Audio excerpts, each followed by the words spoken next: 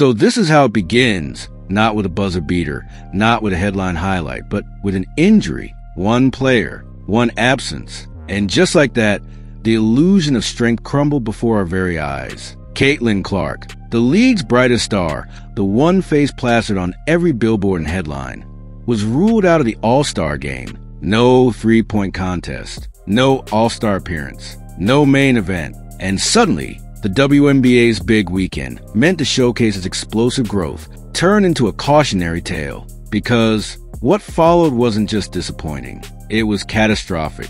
Tickets for the All-Star game plummeted nearly 50% overnight, from $121 to just $64. Not over a week, not even a few days. One day, that wasn't a dip, that was a collapse. An implosion of the carefully crafted marketing narrative that the WNBA had been building all season long. What was supposed to be the celebration of women's basketball became a glaring, uncomfortable truth. The league's foundation isn't as stable as it seemed. And this wasn't just about fans. Behind closed doors, those numbers sparked a wildfire. Because those ticket prices weren't just prices. They were proof of the WNBA's most tightly guarded secret, that its entire economic structure is built precariously on the shoulders of just a handful of superstars. And when one of them, Caitlin Clark, steps off the court, the entire tower starts to shake. The numbers didn't lie, and suddenly, the WNBA Players Association wasn't walking into negotiations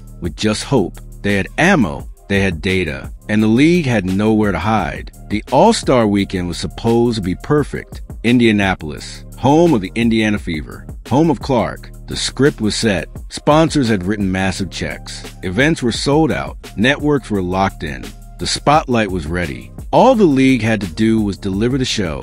But without its main act, the curtain dropped before performance could even begin. And that script, torn to pieces. What remained was a mess of corporate panic, fan confusion, and a players' union that smelled blood in the water. As the cameras turned toward the drama on the court, another story was unfolding behind the scenes. The kind of story that never gets a press release. While social media exploded over Angel Reese's Walk in Your Trap billboard campaign, seen by many as a jab at Clark, the real power brokers were reading a different signal. They weren't watching the headlines. They were watching the stock drop, the financial hit, the metrics, and what they saw changed everything. Before the injury, that All-Star game was projected to be the most expensive in WNBA history. Resale prices were averaging a jaw-dropping $262. That's historic territory. That's "we've arrived" energy. But after the news hit, that value didn't just slip, it disappeared. Poof, gone.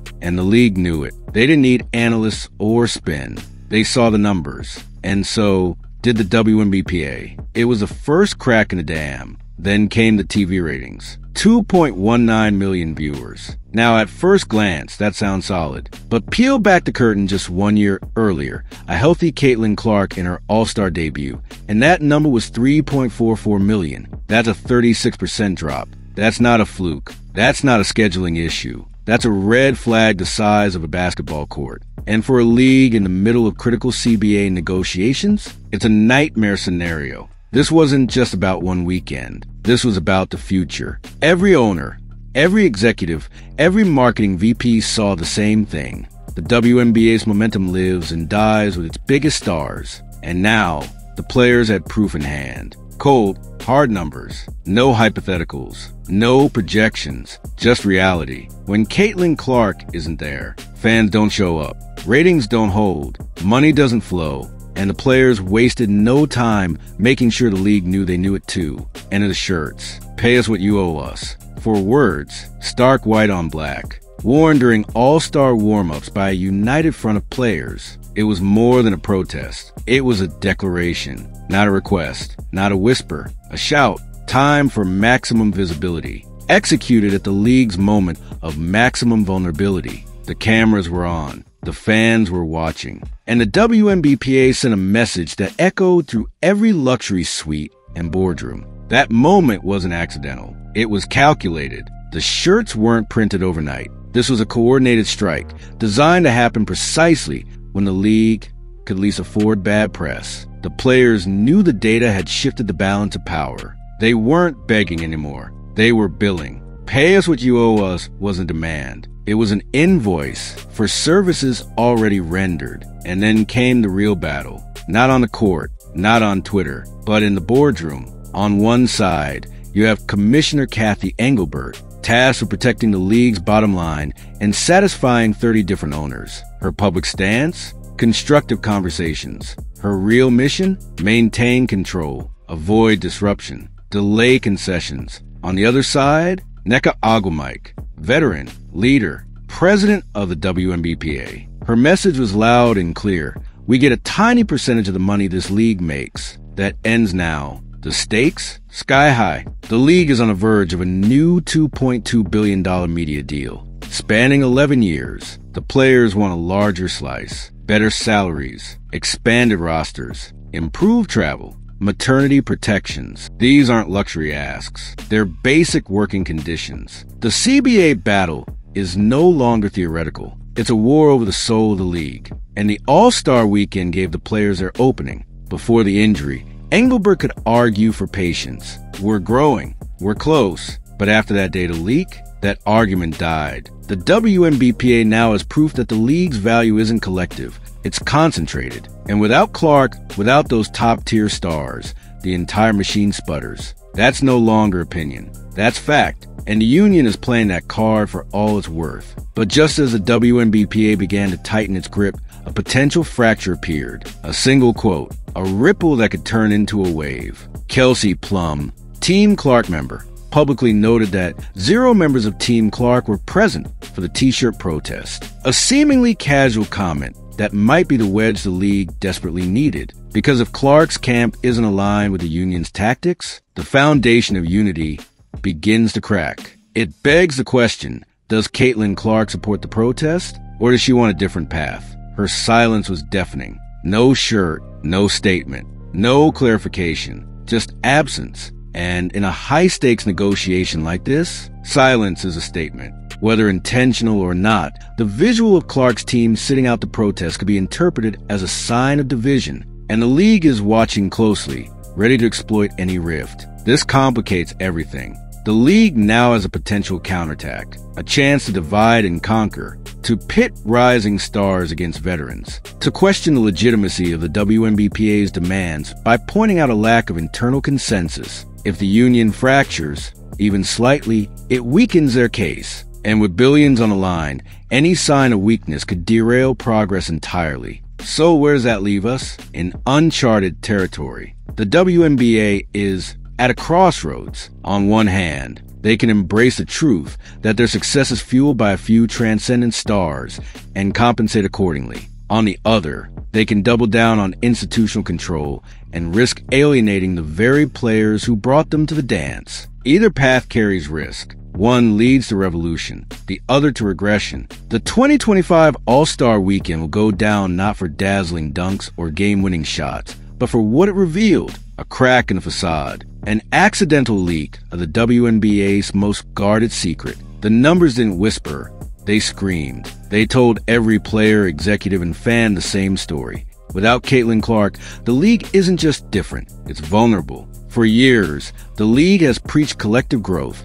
unified branding, team-first messaging. But this weekend proved something stark. The WNBA's financial heartbeat pulses through a few elite players. And when one of them is removed from the equation, the system gasps. And this isn't an isolated case. It's a trend. When Clark sat out a game against Chicago early in the season, ticket prices dropped a staggering 71%. That's not just a dip in demand.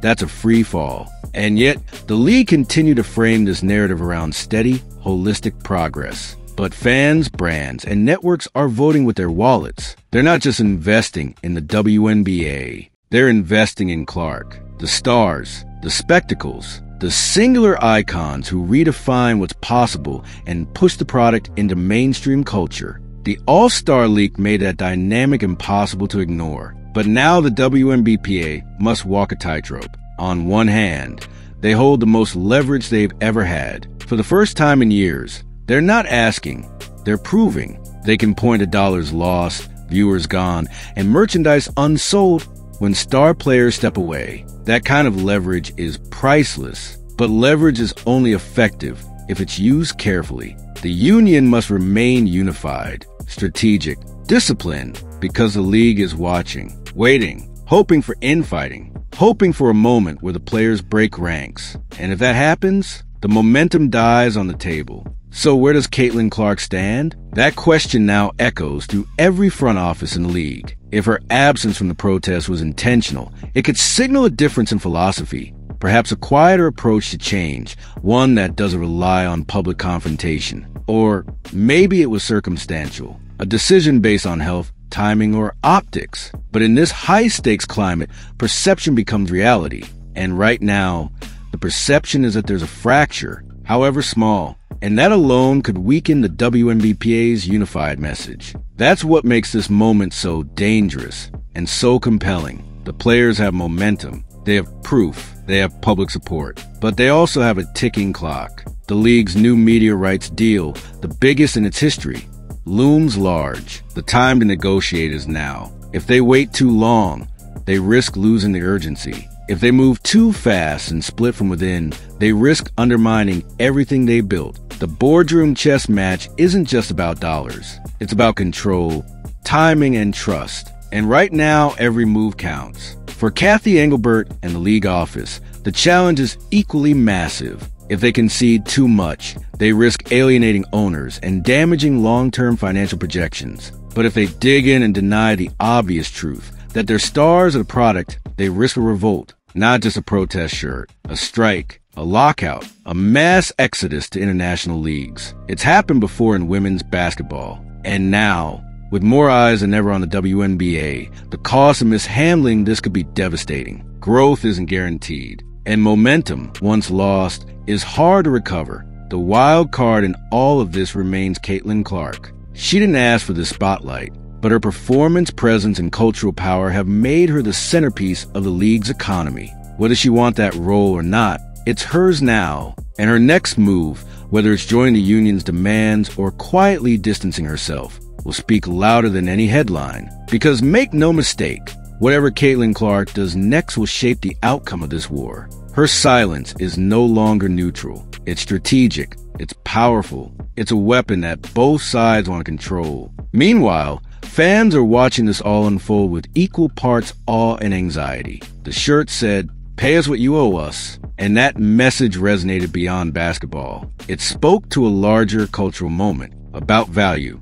about visibility, about justice. But it also left some fans divided. Some felt empowered by the players' courage. Others felt alienated by the politicization of their beloved game. This is a complexity of the modern sports landscape. Social movements and economic battles don't stay in the locker room anymore. They play out live in front of millions, and everyone has an opinion. So the question now becomes, does the WNBA embrace this moment as the turning point could be? Or does it revert, retreating into corporate silence and safe messaging? Do they honor the evidence that players like Clark, Reese, and others have given them? Or do they gamble on the illusion of stability? Because the truth is already out there. The All-Star data leak wasn't just a story. It was a reckoning. And the league can't unsee what it's seen. The players aren't going back to business as usual. Not after this. Not when they've proven their worth in cold, hard numbers. This is the confrontation.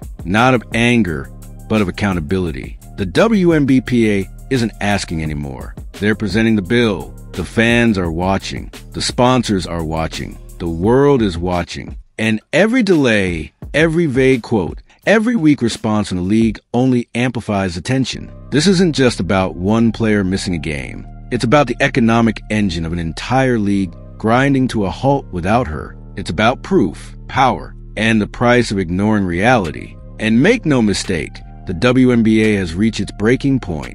What happens next will define its future, for better or for worse. The 2025 All-Star Weekend will be remembered not for the game, not for the highlights, not even for the shoe drops. It will be remembered as the moment the curtain was pulled back, the moment the truth came out, the moment the players said, enough, and the moment the league was forced to decide, pay up or break apart. The consequences of that choice will echo for decades. Because here's the cold reality. The WNBA doesn't just have a Caitlin Clark problem. It has a structure problem. And the players know it. The fans know it. The sponsors know it. The media knows it. The only question left is, does the league have the courage to fix it before it breaks? Or will it take another collapse, another superstar absence, another embarrassing headline to finally make the change? Let us know your thoughts in the comments. Is the players' union about to reshape the league for the better? Or will internal fractures give the owners a chance to stall progress again?